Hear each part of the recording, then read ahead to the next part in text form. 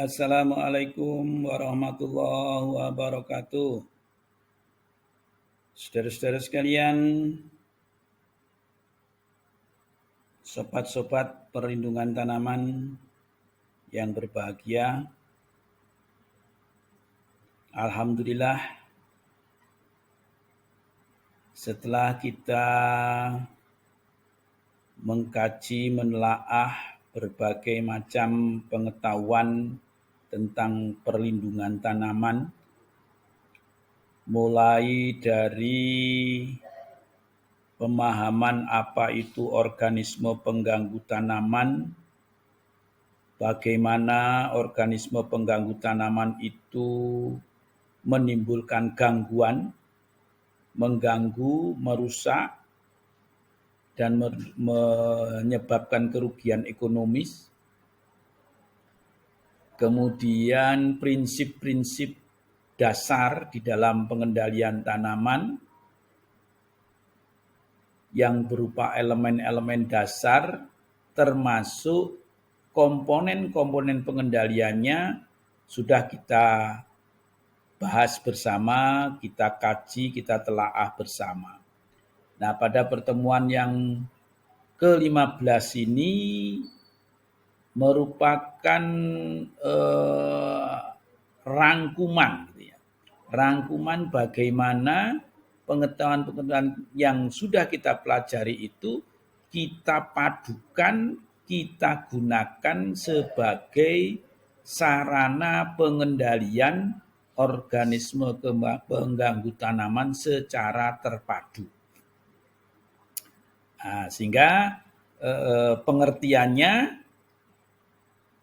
pengendalian OPT terpadu itu adalah teknik pengendalian yang memadukan dua cara pengendalian atau lebih dengan mempertimbangkan aspek ekonomi, aspek sosial, dan aspek ekologis atau lingkungan. Nah, jadi berbagai macam pengetahuan yang sudah kita diskusikan terdahulu, termasuk diantaranya adalah bagaimana elemen dasar itu perlu kita kuasai, dan komponen-komponen teknik pengendalian itu banyak sekali, ada paling tidak 6 atau 7 teknik pengendalian gitu ya, kelompok teknik pengendalian. Nah, ini kalau kita blend, kita lakukan rekayasa, setidak-tidaknya 2 cara pengendalian atau lebih dengan mempertimbangkan elemen-elemen dasar itu, maka bisa kita padukan menjadi sistem pengendalian organisme pengganggu secara terpadu. Nah, PHT atau pengendalian hama terpadu itu pada dasarnya ada 3 modelnya. Ini berdasarkan tujuan dan sumber daya yang ada pada saat itu. Ya, ada 3 model. Ya, model yang pertama itu fokusnya pada integrasi potensi.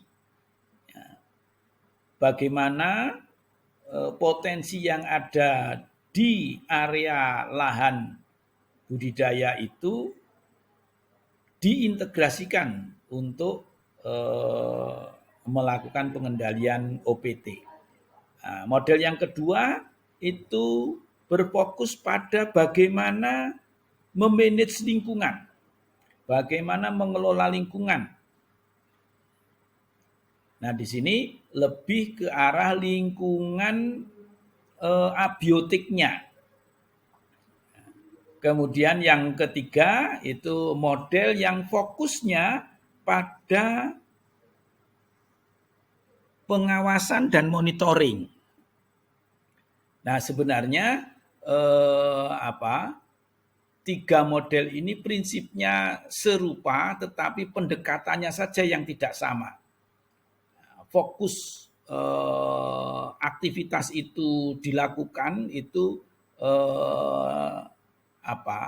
titik beratnya tidak sama, tetapi pada prinsipnya yang dikelola itu sama.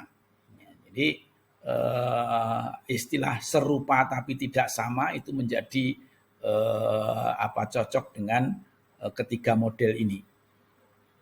Ya, model yang pertama itu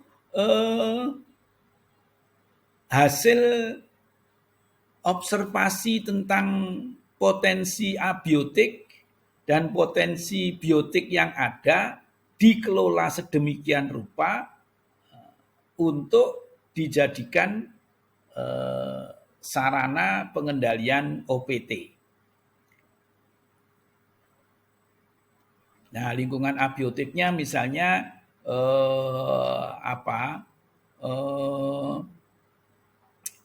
di situ sudah ada semak-semak yang terdiri dari tanaman bunga. Nah, tanaman bunga ini dioptimalkan atau dimaksimalkan, dipelihara sedemikian rupa menjadi refugia misalnya.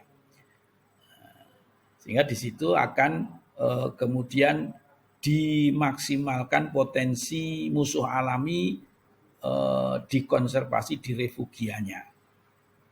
Nah, kemudian kalau yang model yang kedua yang fokusnya pada manajemen lingkungan, nah ini lingkungan abiotiknya seperti apa? Jadi sejak awal barangkali bagaimana jarak tanamnya di desain sedemikian rupa supaya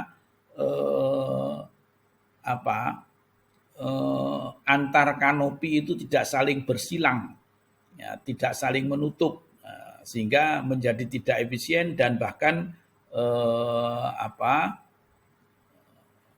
sangat disukai oleh perkembangan OPT. Nah, ini didesain sedemikian rupa, jadi habitatnya dimanipulasi. Ya, bagaimana memanipulasi habitat agar kondisi habitat itu tidak disukai oleh organisme pengganggu tanaman. Nah, termasuk barangkali strategi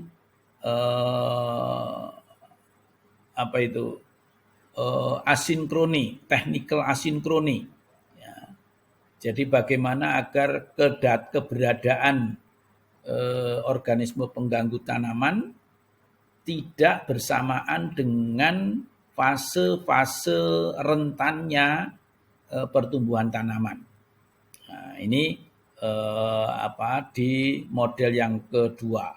Nah, kemudian yang model yang ketiga ini diawali dari optimalisasi kegiatan pengawasan dan monitoring.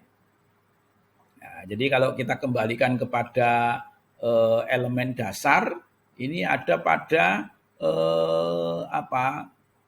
langkah kedua gitu ya. Bagaimana petani itu ketika datang ke lahannya melakukan kegiatan pengawasan dan recording, mencatat baik kondisi lingkungan abiotiknya maupun kondisi keberadaan musuh alaminya. Nah, dari situ kemudian dilakukan perencanaan, evaluasi yang di dalam pertanian modern ini kemudian kegiatan ini menjadi sistem peringatan dini. Nah, jadi pengawasan yang periodik dan terstruktur, terencana itu akan menjadi sistem peringatan dini atau early warning system.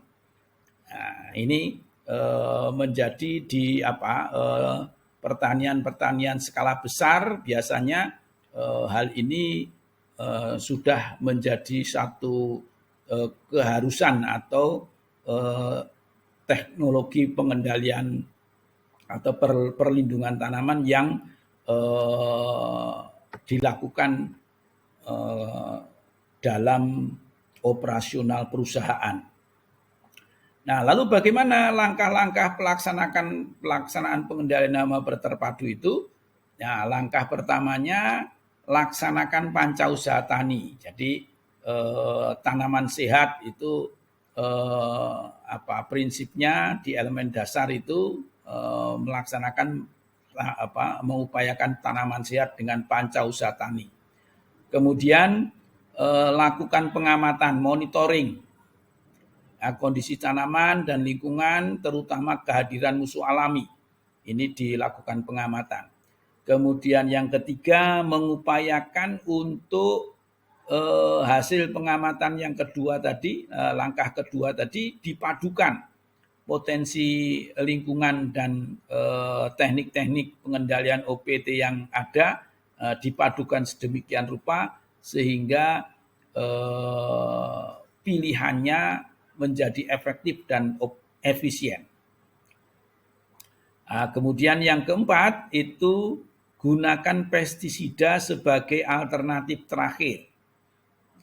Jadi setelah kita mengenal berbagai macam teknik pengendalian, salah satu diantaranya adalah pestisida, dan ini biasanya yang menjadi andalan gitu ya. Tetapi senjata andalan ini tidak boleh dikeluarkan terlebih dahulu ya, sebelum betul-betul dalam keadaan darurat. Nah ini seperti apa, seberapa kondisi daruratnya memang sesuai dengan situasi dan kondisi masing-masing. Nah, kemudian dari langkah-langkah itu kita akan mendiskusikan lebih jauh tentang sistem peringatan dini. Nah, ini baik di skala kecil, apalagi di skala usaha tani yang besar, itu early warning system ini menjadi sesuatu yang penting. Nah, nanti kalian kalau misalnya bekerja di perkebunan, ini langkah ini menjadi suatu kegiatan rutin, gitu ya. Kegiatan rutin yang bahwa tidak ada aktivitas kerja di area usaha tani yang tidak mempertimbangkan aspek perlindungan tanaman. Early warning system itu ini melakukan monitoring dengan langkah-langkah. Yang pertama, pengamatan. Jadi ada petugas pengamat hama. Nah, petugas pengamat hama ini ya pekerjaannya keliling melakukan observasi ya, tanaman-tanaman itu dicermati, diobservasi ada hama apa saja yang diketemukan yang berada di tanaman yang diamatinya. Tidak saja hama, tapi juga musuh alaminya bagaimana. Keadaan tanamannya bagaimana. Apakah subur, apakah kekurangan air, dan seterusnya. Itu menjadi petugas pengamat. Nah, dilakukan pengamatan. Nah, hasil pengamatannya itu secara periodik didiskusikan di tim pengendalian organisme pengganggu tanaman. Ini didiskusikan hasil pengamatannya, kemudian dari hasil diskusi itu diambil keputusan. Pengambilan keputusan, diskusi, ngambil keputusan kira-kira di peta mana, luasan berapa, ada hama apa yang sedang berkembang di situ, seberapa tingkat bahayanya, kemudian dipilih kira-kira apa yang harus dilakukan di sana. Nah, itu pengambilan keputusan. Kemudian yang ketiga, pelaksanaan tindakan. Setelah diambil keputusan, misalnya di areal lahan nomor 5 dengan luasan 10 hektar itu harus dilakukan penyemprotan. Bagaimana penyemprotannya? Apakah pertanaman atau penyemprotan total? Nah, ini juga macam-macam. Kalau penyemprotannya itu pertanaman, alatnya yang digunakan juga akan berbeda. Kalau alat penyemprotan yang dilakukan adalah pertanaman, maka pakai knapsack sprayer, ya, alat semprot gendong, personal. Jadi dia mobilitasnya tinggi. Nah, kemudian kalau bahwa serangannya sudah cukup berat sehingga tidak cukup dengan penyemprotan pertanaman, maka harus menggunakan power sprayer. Ya, power sprayer, kalau pakai power sprayer, ya ini yang ada di gambar ini pakai power sprayer. Hanya coba kalian bisa berkomentar ya, kira-kira ini ada hal-hal apa kalau menurut kalian ini? Aplikan,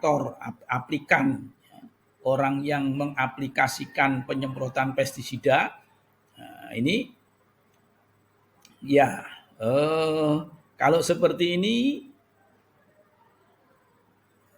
yang mendekat ini justru pekerja-pekerja prianya ini ya. Ini tampilan seperti ini di dalam melakukan aplikasi pestisida tetap harus mempertimbangkan safety dan health, aman dan sehat. Nah, kondisi aman itu ya baik itu yang mengaplikasikan wanita ataupun pria. Jadi bekerja itu kan bisa saja yang bagian nyemprot itu wanita, bisa saja yang nyemprot pria juga tidak masalah. Nah, tetapi yang harus sesuai dengan prosedur itu keamanan. Jadi harus memakai pakaian yang menutup rapat tubuh. Ya. Jadi pakai celana panjang, pakai baju lengan panjang, pakai kaos sarung tangan, pakai sepatu boot, ya, kemudian pakai masker, pakai kacamata pelindung, kemudian pakai masker. Nah, ini ketika melakukan penyemprotan. Nah, kalau dalam gambar ini kan, ini bahaya ini. Ini bahaya bagi dirinya sendiri. Jadi kalau kenapa harus seperti itu? Karena percikan-percikan pestisida yang disemprotkan itu kalau terkena bagian tubuh kita, mungkin saat itu tidak terasa. Tapi kalau lama-kelamaan kita sering terpapar oleh pestisida, maka akan mengalami keracunan tubuh kita. Nah, ini pelaksanaan tindakan. Kemudian yang keempat itu evaluasi hasil. Nah, hasilnya diamati lagi, dievaluasi. Nah, ini langkah-langkah di dalam early warning system.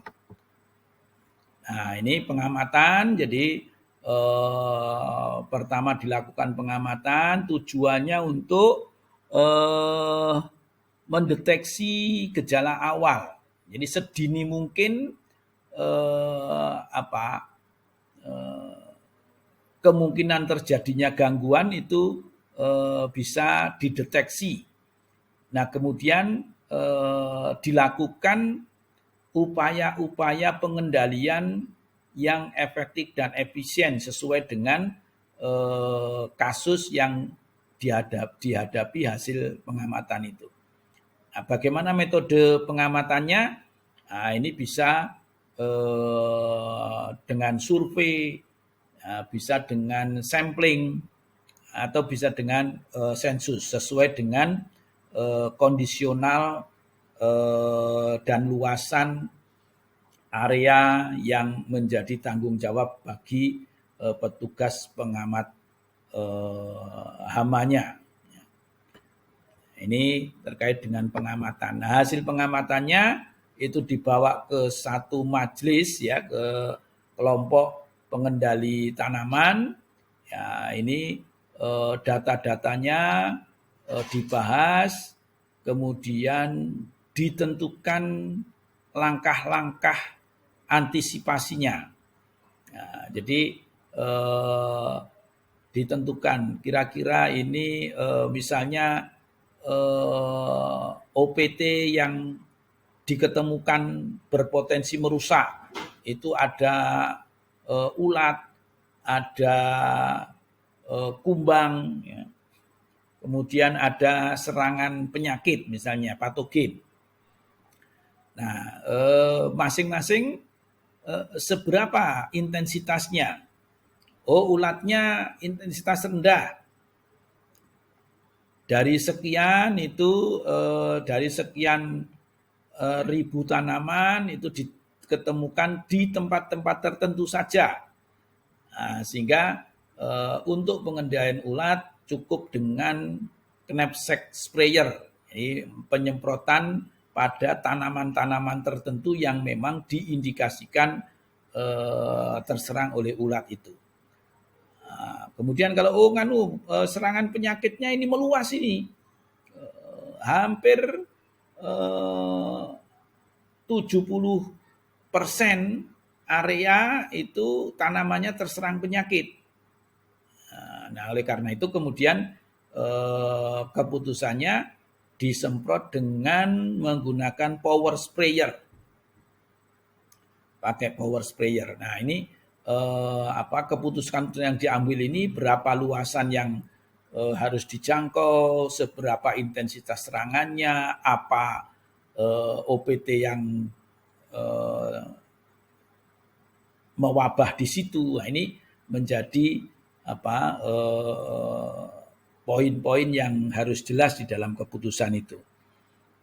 Nah, kemudian metodenya ya sesuai dengan panduan-panduan teknis yang sudah tersedia. Kemudian harapannya juga ada indikator ambang batas ekonomi sebagai landasan menentukan keputusan. Kemudian jika kemudian kok meragukan, ya, bisa dikonsultasikan ke ahli-ahli pertanian yang ada. Nah, kemudian pelaksanaan tindakan tadi, apakah kemudian menggunakan drone, ya, aplikasinya pakai drone, cukup pakai dengan knapsack sprayer tadi, ya, semprot gendong, jadi pada tanaman-tanaman khusus saja, atau harus power sprayer, atau bahkan pakai fogging. Fogging itu pengasapan. Nah, biasanya ini kalau tingkatannya sudah tinggi sekali, ya, sampai ke level injury, ya, injury level, ini tingkat yang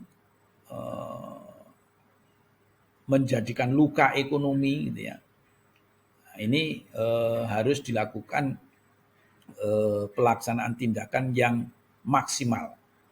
Nah, ini terkait dengan pelaksanaan.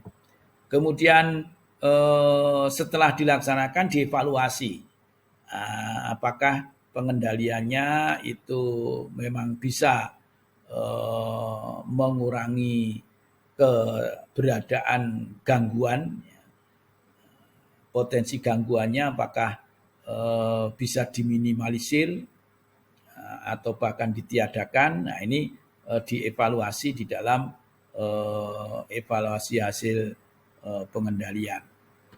Nah, saudara sekalian, alhamdulillah semua elemen dan komponen perlindungan tanaman telah kita kaji bersama-sama.